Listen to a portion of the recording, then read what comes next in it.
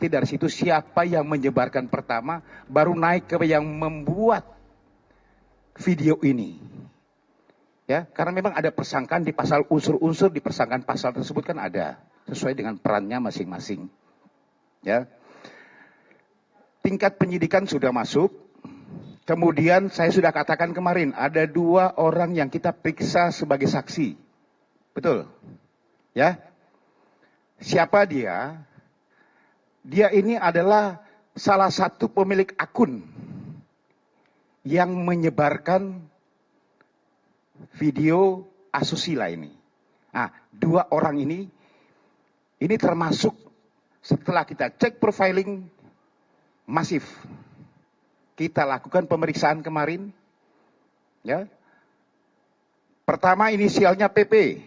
Kemudian yang kedua adalah inisialnya adalah MN. Dua-duanya kita periksa sampai dengan tadi malam. Kedua-duanya ditetapkan sebagai tersangka. Ya, dan sudah kita lakukan penahanan terhadap kedua orang ini. Oke, baik, sudah ada 2 tersangka kemudian dilakukan penahanan oleh Polda Metro Jaya. Kita akan langsung bahas saja bersama dengan 2 narasumber kami. Ada Mas Roy Suryo, pakar telematika. Selamat pagi, Mas Roy. Assalamualaikum, Mas Roy. Waalaikumsalam warahmatullahi wabarakatuh. Pagi Mbak Aya. Ya, Mas Roy nggak sendirian, juga ada Kang Maman Suherman, pemerhati sosial dan juga pegiat media sosial. Selamat pagi, Assalamualaikum. Assalamualaikum, Kang Maman. Waalaikumsalam warahmatullahi wabarakatuh. Ya, langsung ke Mas Roy terlebih dahulu. Mas Roy, sebagai pakar telematika, apa informasi terbaru yang kemudian dapat Anda sampaikan? Karena jangan sampai kemudian masyarakat di luar sana hanya sebatas cocokologi begitu, mencocok-cocokkan sebuah video dengan video lainnya untuk melihat seberapa asli video tersebut. Ya, jadi bagaimana yang sudah banyak diketahui, kalau tadi vaksin di Rusia itu 92%, ya. Nah ini memang kesimpulan dari sosok wanita di dalam video itu adalah 72 sampai dengan 74%. Persentase ini memang mungkin tidak memuaskan bagi banyak pihak ya, tetapi ini adalah angka fakta, angka faktual, angka saintifik, angka resmi yang akurat dari software yang digunakan. Saya menggunakan software face comparison untuk membandingkan antara wajah yang ada di video 19 detik dengan seorang artis yang disebut pemeran di situ. Nah, cuman memang harus hati-hati Mbak Aya dan juga Mas Devi dan juga semua pemirsa TV termasuk Kang Maman, bahwa saya pun kemarin menyebutkan bahwa sejak awal dan ini ketika belum ada yang sounding ini, saya menyebutkan bahwa kita harus hati-hati karena sebenarnya video yang beredar itu sudah melalui proses yang namanya retake. Retake itu artinya direkam ulang. Jadi video ini tidak diedarkan langsung dari filenya, tetapi dia diputar dulu melalui sebuah gadget, kemudian di retake. Ini gunanya apa? Ini gunanya adalah untuk menghilangkan jejak, metadata atau timestamp aslinya.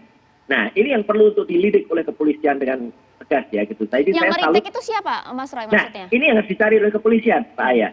Jadi harus dicari oleh kepolisian adalah siapa yang meretake itu, karena yang meretake itu kenapa dia harus meretake? Kenapa dia harus menghilangkan jejak dia? Kenapa dia harus menghilangkan metadata aslinya dan menghilangkan soundnya, menghilangkan suaranya? Karena sound itu juga penting untuk identifikasi. Sound itu bisa kita ketahui adalah apa yang ditangkapkan oleh kedua sosok dalam video 19 detik. Gara-gara di retake ini dan kemudian diedarkan, sound itu menjadi tidak ada, kemudian metadatanya juga berubah menjadi metadata ketika merekam ulang, sehingga kita tidak bisa tahu kapan sebenarnya video itu direkam pertama kali ketika terjadi adegan itu. Ini jadi kasus penting. scientific investigation ya kayaknya ya, benar ya? Ya, betul. Ini penting Mas Revi. Kalau kita tahu kapan kejadiannya dengan kita baca metadata atau kita baca timestamp dari video yang viral yang sudah beredar itu, langsung saya bisa mencari pembanding yang lebih akurat bulan tahunnya. Kalau bulan tahunnya lebih akurat, saya yakin angkanya di atas 72%. Sekarang angka itu memang masih 72 sampai 74%. Karena apa? Sosok artis yang kita curigai lah atau disebut orang itu ternyata wajahnya banyak berbeda-beda. Mbak Aya pasti tahu lah. Artis itu suka untuk mempercantik wajah, ada hidungnya dimancungin, alisnya disulam. Nah, ini artis itu sendiri dari tahun 2018 sampai dengan sekarang itu wajahnya sudah berubah. Inilah yang membuat skor itu kurang. Jadi saya mendesak kepada kepolisian juga agar tahapan ini bisa tegas, seperti tadi disampaikan Pak Yustinus. Tapi tetap terakhir saya juga bilang kepada semua kawan-kawan hati-hati karena sekarang itu juga sudah banyak software yang memang bisa membuat kita seolah-olah menjadi pemeran di dalam sebuah adegan film gitu ya, gitu. Softwarenya namanya deepfake gitu. Jadi Sebegitu kita mudahnya ya Mas termasuk- Roy ya? Kenapa? Sebegitu mudahnya memang kemudian menempel Begitu soal wajah mudahnya, tanpa ya. terlihat perbedaannya. Ya, kita sih sebenarnya bisa melihat ya, kita bisa melihat atau kita bisa menilai karena sebenarnya yang diubah dari software itu terbatas pada pandangan yang front facing biasanya atau pada satu angle tertentu. Tapi sosok wanita dalam video 19 detik ini memang bukan rekayasa software karena dia posisinya ada posisi mendekat, ada posisi menjauh, ada mendongak, ada nunduk, ada tengok kiri, tengok kanan gitu. Jadi itu bukan rekayasa software, apalagi di detik ke-8 dan detik ke-14 itu ada flare di belakang, ada sinar di belakang. Itu sinar hasil dari lampu yang ada di dekat gorden, yang itu tidak mungkin dibuat oleh software. Itu adalah efek cacat videografis karena video. Tapi kalau software, ya saya sih udah bikin juga, Mas Rifi sama Mbak Aya bisa masuk software juga gitu. Kalau Mbak mau Aya kalau dimungkinkan- kita berdua jangan sudah punya anak istri Nanti- soalnya nanti biar kawan-kawan yang Arif ngikut. Fadil ya. Mas Roy, kemudian kita juga Ya. harus berhati-hati dong dengan pernyataan Mas Roy tadi yang mengungkapkan ada data 78% dan sekian. Kita harus tetap Iya. mengedepankan asas praduga tak bersalah ya, karena pihak kepolisian juga belum mengungkap hal itu. Nah, tapi kita ke Kang Maman terlebih dahulu. Kang Maman. Ya, Kang Maman, kemudian bisa Anda sebutkan saja analisa Anda sebenarnya seberapa besar paparan dari informasi ini terhadap masyarakat? Karena dunia digital dan juga teknologi sekarang kan cukup masif ya, Kang Maman? Saya sih yang mirisnya itu meningkatkan follower Iya loh. dan bisa giveaway ini apa Iya, gitu loh. karena motifnya dari tersangka seperti itu, Kang. yang pertama kalau mendengar penjelasannya Mas Roy, ini jelas video direkam dan diproduksi dengan sengaja. Kalau kita lihat upaya-upayanya, jadi bukan orang yang dijebak masuk ke dalam satu ruangan lalu sudah tersedia video-video. Itu membuktikan bahwa seperti yang dikatakan Mas Roy tadi, ini pemeran-pemeran yang sudah sadar akan ada rekaman tersebut. Yang kedua, ini lagi-lagi memperlihatkan kepada saya, kepada publik bahwa memang tidak mudah untuk menghapus pornografi. Karena manusia punya dua dimensi spiritual, dimensi biologis, dan salah satu dimensi biologis yang paling memikat manusia itu adalah kebutuhan seksual. Dan biasanya kalau kita mau memasukkannya dia ke ruang spiritual, dia dilakukan secara privat, tidak terekam, hanya dilakukan dengan orang yang sudah berada dalam ikatan perkawinan dan sebagainya. Tetapi orang sadar bahwa karena ini adalah kebutuhan yang memikat, bisa menjadi salah satu cara untuk meningkatkan follower, meningkatkan untuk viral dan sebagainya dengan sangat mudah. Tanpa, atau mungkin sadar juga, tapi menganggap karena sudah ditutupi semua data-data untuk pembuktiannya seperti yang disebut Mas Roy, mereka kemudian melupakan pasal 27 ayat 1 atau pasal 34 di Undang-Undang Pornografi. Yang bunyinya? 27 ayat 1 tadi di Undang-Undang ITE. Kalau kita lihat di pasal 27 ayat 1 kan jelas bunyinya. Setiap orang dengan sengaja dan tanpa hak mendistribusikan atau mentransmisikan dan atau membuat dapat diaksesnya informasi elektronik dan dokumen elektronik yang memiliki muatan kesusilaan. Oke. Itu tegas betul. Dendanya nanti, pidananya nanti di pasal 45. 6 tahun atau denda paling banyak 1 miliar. Lalu kemudian di pasal 34 Undang-Undang Pornografi, dengan sengaja menjadi objek atau model yang mengandung muatan pornografi. Baik. Itu kenanya 5 miliar malah. Atau 10 tahun. Ya, itu yang harus juga dicermati. Oke, kita jeda terlebih dahulu ya Kang Maman dan Ya. juga Mas Roy. Apa kabar Indonesia Pagi akan kembali untuk Anda pemirsa usai jeda sesaat lagi. Terima kasih Anda masih bersama Apa Kabar Indonesia Pagi. Pemirsa, kita lanjutkan terlebih dahulu perbincangan kita tadi dengan Kang Maman ya. Kang Maman, jadi tadi dari pasal-pasal yang Anda sebutkan, ibaratnya adalah aktor utama yang nanti akan terjerat ini adalah yang memindahkan berarti ya. Kalau untuk pemerannya sendiri mau itu asli mau itu bukan, berarti jika memang alasannya adalah tidak untuk menyebar, tidak kena dong ya? Yang paling kena kalau kita lihat pasal di Undang-Undang ITE 27 ayat 1 ya, yang menyebarkan, yang mentransmisikan, yang membuat orang bisa mengakses video tersebut. Dan itu bisa tidak cuma satu orang, kalau kemudian menyebarnya secara estafet dan polisi bisa menarik semua siapa yang menyebarkannya, bisa kena semua. Polisi kan baru menangkap siapa yang dianggap pertama kali menyebarkan hal tersebut. Itu yang pertama. Yang kedua, kalau kita mengoleksi yang sifat pribadi, merekam untuk kita pribadi dan tidak tersebar ke ruang publik, nggak ada pasal yang masuk di dalamnya. Persoalannya kalau kemudian kita lalai. atau kemudian tanpa sengaja atau karena sakit hati salah satu dari dua pihak itu, misalnya karena dia pacaran lalu diputus lalu kemudian menyebarkannya, nah itu persoalan berikutnya yang akan muncul. Kalau untuk arus penyebaran video dan juga sejumlah informasi mengenai ini di media sosial, data yang Anda punya seperti apa, Kang Maman?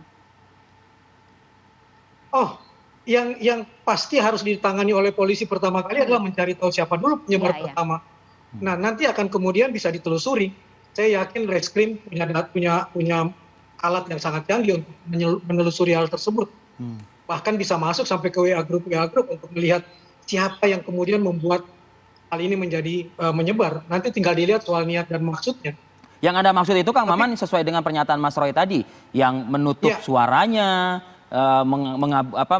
menghilangkan identitasnya, begitu ya Kang? Oh, itu di bagian nanti pasal 34 itu di Undang-Undang Pornografi. Apakah ini memang diproduksi dengan sengaja dan memang ada tujuan untuk disebarluaskan? Karena begitu hati-hatinya pembuat sampai mencoba menghapus semua data-data tentang kapan, di mananya, lalu kemudian melakukan hal-hal yang orang harus menelusuri secara khusus misalnya. Oke. Persoalannya betapa naifnya pelakunya, karena terlihat betul tangannya melakukan kegiatan merekam gambar tersebut. Nah itu yang membuat Mas Suryo sekarang tersenyum. Mas Roy, sekali lagi ya Mas Roy, kalau kepolisian kan sudah menyatakan pernyataannya ya ke publik bahwa sosok yang ada di video juga akan kita periksa, kan begitu ya. Nah artinya akan digali di situ, tentu kan ini masih dua sisi mata uang begitu, artinya kalau benar dia ada di situ atau kalau misalnya dia yang diperalat oleh oknum dengan retake yang tadi Mas atau retouch yang Mas Roy maksudkan begitu. Tapi kalau dari segi niat gitu ya, tadi ada pernyataan dari Kang Maman, ya ini sosok yang disebut-sebut mirip ini yang justru merekam kan kalau di dalam video tersebut begitu. Analisa Anda? Ya. Jadi ini memang menarik ya kasus ini, karena dari sekian banyak video yang beredar itu rata-rata perekamnya adalah cowok, perekamnya adalah laki-laki, gitu ya. Ini termasuk salah satu sedikit yang merekam itu adalah sosok wanita.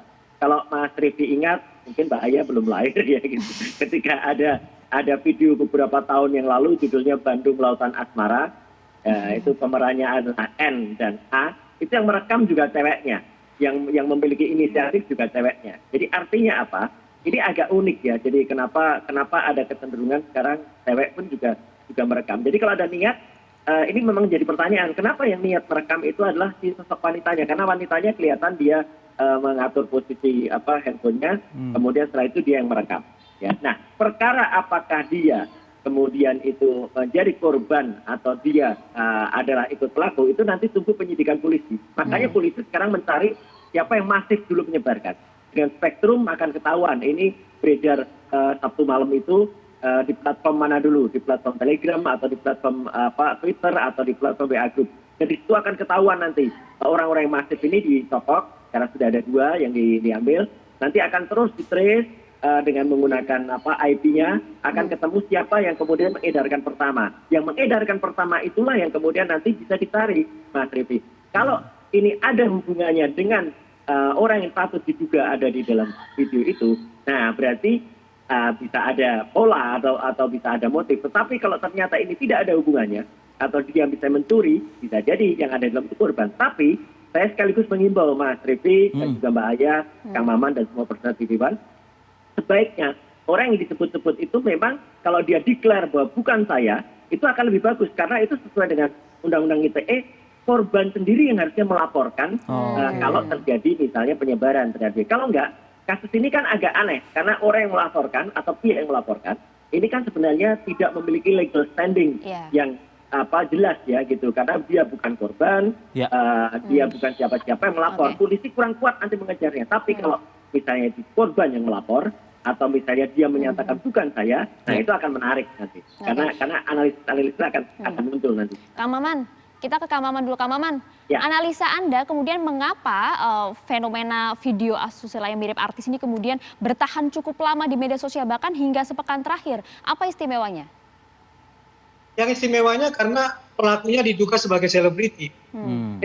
Kebutuhan seperti yang saya bilang, kita masuk ke ruang-ruang biologisnya manusia nih. Salah satu kekuatan, kebiasaan yang kuat itu adalah hasrat seksual dan menjadi sensasional jika di dalamnya dikatakan ada kemungkinan pelakunya adalah artis atau mirip artis.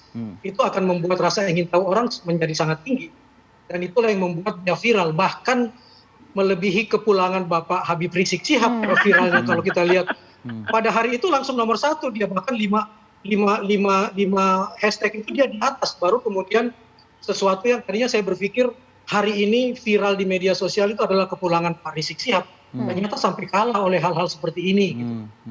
Gitu. Itu yang sehingga orang kemudian kadang-kadang bikin analisa yang sengaja untuk menutupi hal tersebut. Ya sudahlah, itu analisa aneh oleh para netizen misalnya. Salah Tapi satunya adalah kemudian buat saya yang paling penting seperti yang dikatakan oleh Mas Roy, polisi harus mengungkap pola dan motifnya. Ya. Itu yang paling terlihat antara penyebar dengan yang memproduksi video tersebut. Oke. Baik, terima kasih Kang Mangman atas waktunya dan juga analisanya pagi ini ya bersama kami. Mas Roy Suryo juga terima kasih atas waktunya. Sukses Terima untuk kasih Anda. banyak, Bapak. Sehat selalu untuk Anda berdua. ya sehat selalu. Assalamualaikum warahmatullahi wabarakatuh.